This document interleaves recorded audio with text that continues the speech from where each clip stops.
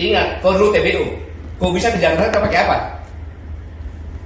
Sudah puluhan juga yang bawa kamu ke sini. Kok ngomong seenaknya kayak gitu? Tidak sopan. Sudah jadi raja. Kamu itu kan preman. Memakai pakaian ormas. Saya bisa buktikan. Kau itu preman.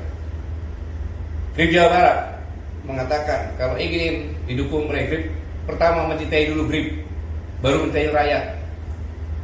Pakai dong otakmu.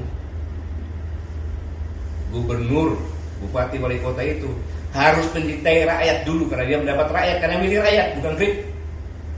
Preman. Yang kedua, ini yang buat saya marah. Kejadian di Depok.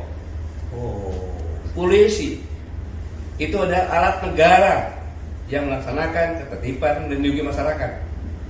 Ketika akan mengangkat, dilawan, dikepung. Negara apa ini? Mobilnya Alat negara, mobilnya dibakar lagi. Kalau saya diam, orang akan menyangka bahwa polisi udah gak ada. Kayaknya kepreman. Ini bahaya untuk negara kesatuan Indonesia.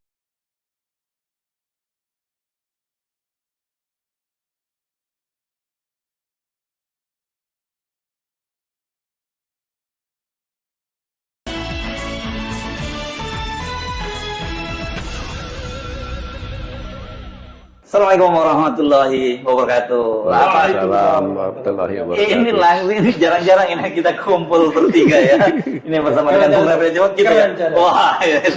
Dan kita kenapa spesial begini? Karena kita mewawancarai tokoh yang spesial gitu ya.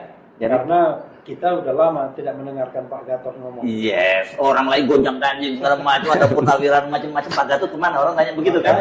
Ya. Tapi saya kira gini, ada perkembangan terbaru nih. Oh, terima kasih Pak Gatot bersedia menerima kami berdua ya. Ya, alhamdulillah. Ya, ada perkembangan terbaru yang saya kira kalau saya menduga Pak Gatot pasti juga marah karena banyak orang marah. Tapi poin banget, nggak tanya bagaimana kondisi kesehatannya hari ini, gambarnya dan lain sebagainya. Sehat? Basa-basi sedikit dong. Enggak sehat, beliau sehat juga. Jangan buang durasi, kita langsung aja hajar. Enggak sehat Pak Gatot kan? Alhamdulillah. Ya. Oke. Ini sedang viral banget ini video ya, video Hercules. Dan itu yang saya terkejut, dia itu mengecam Pak Sutioso dan juga purnawirawan. Kebetulan Pak Sutioso itu saya wawancara dengan Pak Yos itu ya. Dan ini menurut saya kalimatnya nggak pantas ya diucapkan oleh seorang itu kepada seorang senior seperti Bang Yos dan juga termasuk para purnawirawan yang ada di situ, Pak Tri Sutrisno juga gitu. Kalau Pak Gatot sendiri sempat lihat videonya itu, sudah lihat begitu. Jadi ketika saya dihubungi sama Abang untuk wawancara, saya sudah 2 bulan lebih saya puasa, tidak mau bicara, tidak mau diwawancara. Karena saya sedang mengamati benar situasi negara kita kan, situasi regional, internasional. Tapi begitu masalah Hercules, ini kurang ajar nih orang, tidak tahu diri, gitu loh. Dia merasa paling hebat. Kalau udah pensiun, nggak ada di mata kirinya dia tuh, nggak dianggap itu, ya kan? Pak Sutioso ngomong apa? Tidak ada satu kata pun purnawirawan Pak Sutioso mengatakan akan kudeta negara. Fitnah itu. Hei, purnawirawan Pak Sutioso itu purnawirawan Baret Merah dari Kopassus, bintang 3 Letnan Jenderal. Saya juga purnawirawan. Tidak kau anggap kau ngomong seenak perutmu saja itu. Ingat, kau dulu TBU. Kau bisa ke Jakarta pakai apa? Sudah purnawirawan juga yang bawa kamu ke sini. Kok ngomong seenaknya kayak gitu? Tidak sopan. Sudah jadi raja kok. Kamu itu kan preman. Memakai pakaian ormas. Saya bisa buktikan. Kau itu preman. Grip Jawa Barat mengatakan kalau ingin didukung oleh Grip, pertama mencintai dulu Grip, baru mencintai rakyat. Pakai dong otakmu. Gubernur, bupati, wali kota itu harus mencintai rakyat dulu karena dia mendapat rakyat, karena milih rakyat, bukan Grip. Preman itu.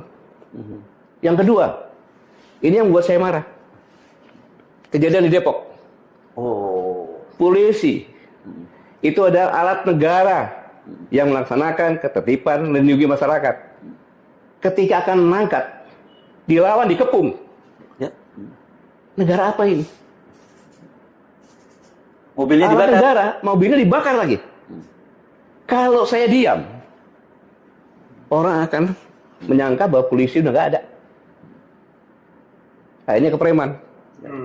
Ini bahaya untuk negara kesatuan Republik Indonesia. Satu, dia menghina pensiunan Kopassus. Kau juga menghina presiden saya. Jenderal Prabowo itu komandan Jenderal Kopassus. Pangkostrat presiden saya. Kau bilang bau-bau tanah lagi. Saya juga bau-bau tanah. Yang sopan bicara. Para Purnawan itu nggak ada satupun kata akan mengkhianati negara, akan kudeta, nggak ada. Justru mendukung. Mana ada? Pak Prabowo itu mantan Danjen Kopassus, mantan Pangkostrat. Masa prajurit TNI nggak dukung? Nggak masuk akal. Makanya pernyataan yang 8 itu kan mendukung, kecuali IKN. Ya. Dan memberikan masukan-masukan yang konkret berdasarkan pemikirannya mereka sendiri. Karena purnawirawan itu, Hercules tahu, purnawirawan yang di situ yang bicara itu, mereka adalah orang-orang gila. Gila mencintai negara kesatuan Republik Indonesia, termasuk presiden saya. Dia itu gila mencintai negara. Kau apa jasanya terhadap negara? Hidup di negara ini ya, yang sopan santun. Saya mohon maaf kepada saudara-saudaraku sebangsa tanah air. Selama ini saya tidak pernah bicara keras, tapi dengan preman saya harus bicara dengan terbuka seperti ini. Dengan menggunakan bahasa preman. Nggak boleh seperti itu. Semua TNI juga akan menjadi purnawirawan. Bahkan doanya prajurit itu agar bisa pensiun. Kenapa? Panjang umur pensiun. Sukses menjalankan tugas. Pak Setioso itu bukan langsung bintang 3 loh. Purnawirawannya bukan langsung begitu loh. Mereka berdarah-darah. Termasuk saya juga berdarah-darah di Timur Timur.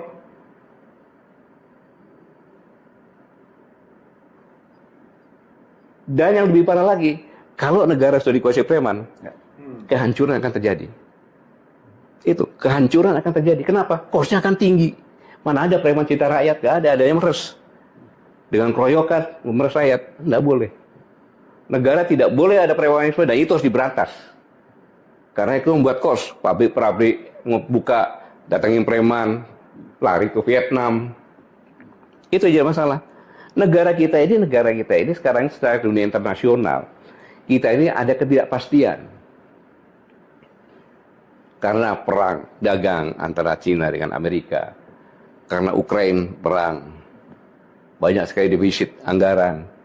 Kemudian keterbukaan pasar bebas. Pasar bebas yang dibuat oleh Amerika, Amerika kena sendiri sekarang. Nah, dalam kondisi seperti ini, maka persaingan inilah yang mengerikan. Bung Yesod dan Bung Habib, mengerikan negara kita ini. Kita memang, orang bilang kaya-kaya bagaimana? Karena sumber daya alamnya kita jual begitu saja. Kita menjadi bangsa pasar. Kenapa kita nggak menjadi bangsa industri? Karena kosnya tinggi. Saya pernah nyampaikan, kos industri di Indonesia itu antara 23 sampai 27. Average rata-rata sekitar 25%. Gimana mau bersaing? Nggak bisa. Karena apa? Ada premanisme, ada mafia-mafia, ya mafia hukum, mafia politik, mafia ekonomi. Sehingga indikasinya sekarang finansial turun kan? Kemudian nilai tukar rupiah makin merosot. Kemiskinan menurut dia udah 60% malahan. 60,3. 60,3. Kalau kita biarkan premanisme ada, tambah mempercepat kehancuran bangsa ini. Bangsa ini menjadi bangsa yang gagal. Makanya itu saya di sini mengajak, mari kita semuanya lupakanlah semuanya itu. Kita bergandengan tangan karena bangsa yang bisa hebat, bisa survive dalam kondisi seperti ini hanya bangsa yang cerdas, bangsa yang sigap, bangsa yang bersatu dan pantang menyerah. Karena apa? Kalau bangsa yang lemah, kalau terjerat-berai, kita akan menjadi bangsa pasar dan kita akan tenggelam. Ingat kita bonus demografi pada tahun 2030 itu 46% kalau salah masyarakat Indonesia itu kalau dia tidak punya kerjaan itulah kita tamat. Bencana demografi itu. Iya, bencana demografi. Nah itulah yang katakan berhentikan premanisme, berhentikan mafia. Mafia itu kalau saya bilang kongres terlalu sopan, itu mafia. Dia menguasai politik, dia menguasai ekonomi, dia menguasai hukum. Dan kemudian menguasai negara. Nah itu untuk menguasai negara nanti ya. Sama dengan Grip ini, dia sudah masuk ke ranah politik, bahaya sekali. Jadi Gitu. Pak Gatot ini ada klarifikasi sedikit. Tadi mengatakan kita bersatu gitu ya. Tapi tentunya bersatu dengan elemen-elemen bangsa yang memang benar-benar mencintai negara ini kan. Bukan bersatu dengan preman dan bersatu dengan koruptor serta mafia tadi. Kecuali unless dia sadar. Ya. Mau berubah kan begitu. Jadi kalau negara ini ingin bangkit, mari sama-sama kita berantas premanisme, kita berantas korupsi, kita berantas mafia. Itu maksudnya. Takutnya kan nanti di orang lain, wah ini Pak Gatot nyuruh kita bersatu, nggak bisa dong minyak dengan air. Kita clearkan dulu ya kan, jernih dulu airnya, baru kita bersatu. Bang Revi ini kayak pura-pura tidak tahu saja dia gitu.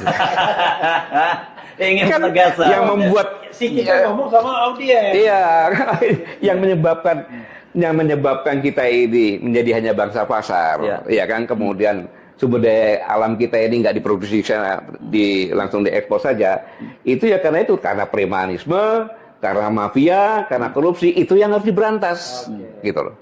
Itu musuh masyarakat, itu cancer di masyarakat. Nah, kalau itu sepakat kita. Ya kita harus sepakat lah, kalau nggak sepakat, saya pulang aja begitu.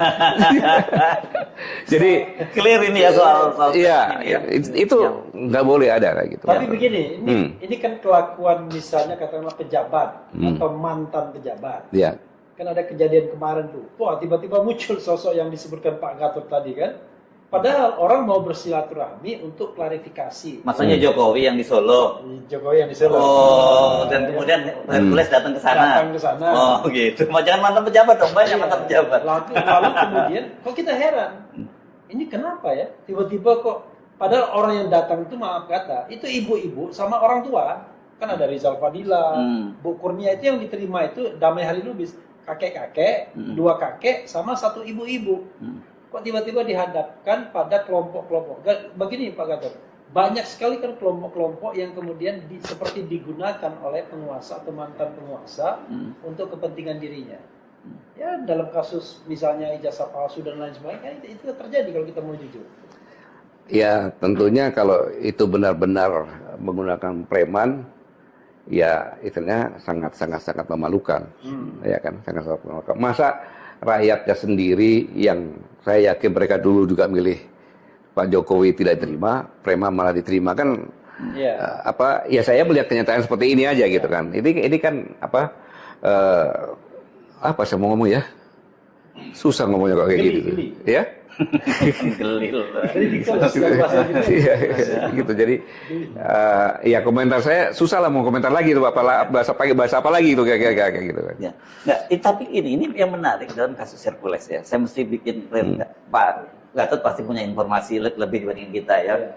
Kan disebutkannya bahwa Hercules Pak Prabowo itu pernah menjadi ketua Dewan Pembina GRIP gitu ya, GRIP Jaya. Padahal sudah ada surat pernyataan dari Pak Prabowo tahun 2022 mundur. Tapi GRIP Jaya menyatakan bahwa Pak Prabowo itu tidak pernah mundur, dan ini kelihatannya ini nama Pak Prabowo ini berada dicatut ya oleh Hercules. Justru itu yang saya marah. Sedikit ngomong, tenang aja presiden kita dekat dengan kita. Ya, betul, yang mana presidennya? Udah jelas. Pada saat Danjen Kopassus beliau ngomong masalah preman Hercules, nggak ada kaitannya. Kemudian secara tertulis ya dari Partai Gerindra kan menyatakan Pak Prabowo sendiri, nggak ada kaitannya. Sekarang saya tegaskan sini, tidak mungkin presiden saya Prabowo itu membackup preman kayak GRIP yang berbaju ormas. Tak mungkin Pak ya. Saya tidak yakin dan tidak mungkin.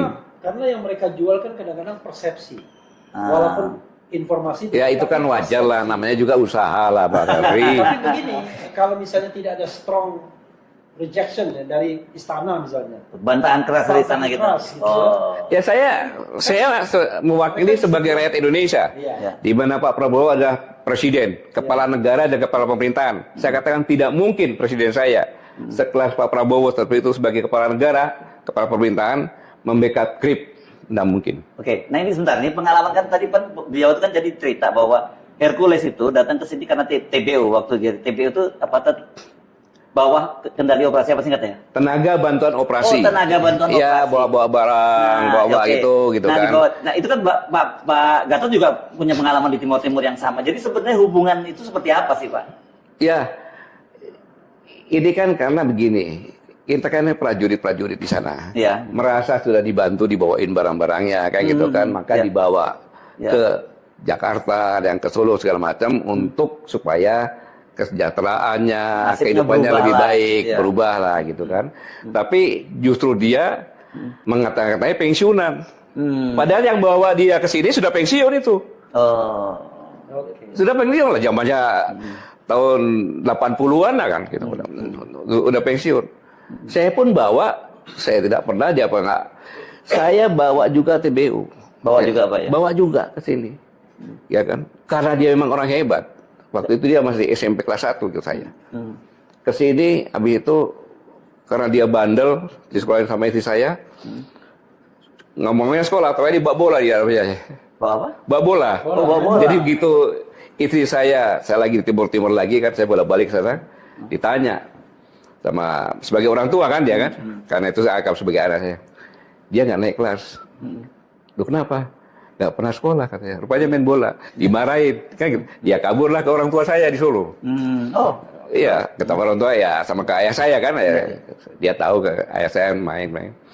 Tiba-tiba dia udah menjadi orang ketika saya kasat. Dia ngadep saya, siapa kau? Saya tempelin aja dia, kau kurang aja kau. Dan dia nggak pernah bawa nama saya. Gitu. Oke.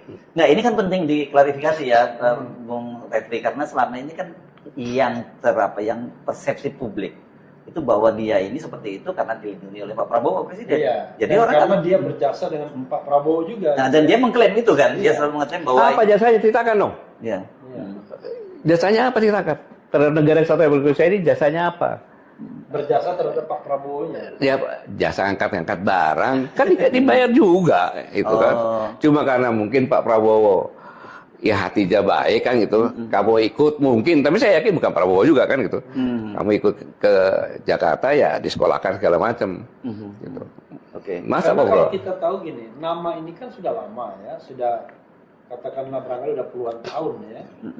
Dan kadang-kadang terkesan penegak hukum pun tidak bisa menjangkaunya begitu. Atau tidak berani bahkan Ya, pas malamnya. pakai bahasa halus kan, tidak Ya. bisa menjangkau. Ya saya kali ini saya angkat topi dengan Kepolisian Republik Indonesia ya yang di Depok dia berani karena dia tahu ya kan, dia berani dan kita lihat saja ya kan sampai di mana proses hukumnya. Ya. Saya sampaikan kau jangan takut. Itu hanya bawa nama presiden saja. Waktu Danjen Kopassus jelas kok ada videonya. Nggak ada kaitannya dengan Hercules. Iya. Ya. Karena banyak sekali kelompok-kelompok ormas itu yang memang mempersepsikan dekat dengan kekuasaan dan cenderung berbuat sewenang-wenang. Ya.